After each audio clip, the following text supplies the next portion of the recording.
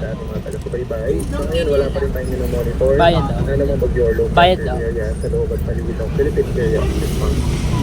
At patuloy ang epekto ng mainit na easterly sa halos. Bayad po. Ito po yung hangin galing po sa Pacific Ocean. Madali na rin darating itong moisture sa ilang bahagi. 7-Eleven lang yan. Samaan, magkulot ng mga bulubulok na pagkulang.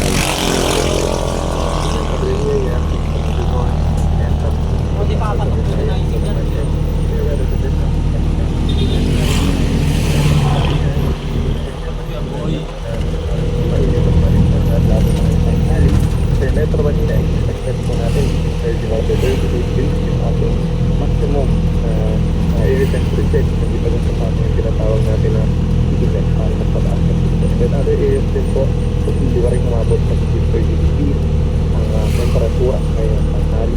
Even sa mga susunod po na araw, sa pag-iral, sa patuloy na pag-iral. Kaya mo narinig para dito. Wala pa rin ang indikasyon ang ating pag-init ay takot-takot na. Opo, kasi ang nakikita natin, magkakaroon ng quick surge ng amihan today and tomorrow dito sa extreme northern Luzon.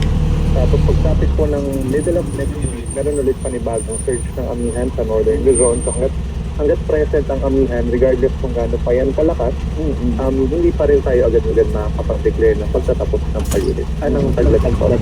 Okay, so baka may anong estimate naman sa week?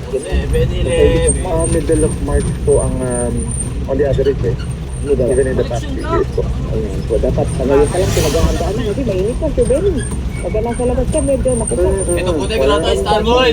Hindi na yung pag-iinit po ng panahon. Kaya mag-ingat, lalong-lalo na yung mga baba at taas ang blood pressure. Kasi medyo na-i-enjoy nila dahil nga, di ba, mapagulat na. Ngayon, lalabas naman, ay medyo direct yung init di ba? Maraming salamat kay Danny. Bayad. Bibigyan Sir Ben sa restaurant, mula po sa DOST Pagmamasa. Ay, matingat ha, malulot mo na. Nanay tatay. Ay, nanay tatay ko lulot-lola po O, di ba? At po kami nagkikita niya sa mga sa mga ganap na atin talaga naman.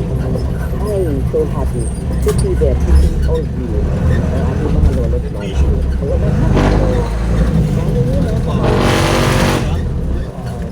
Para po. Lola pa rin Lola. Love you. Wala nakapagmano. Alapit na pala eskwela Pagkatawa na lang yung Lola kanina.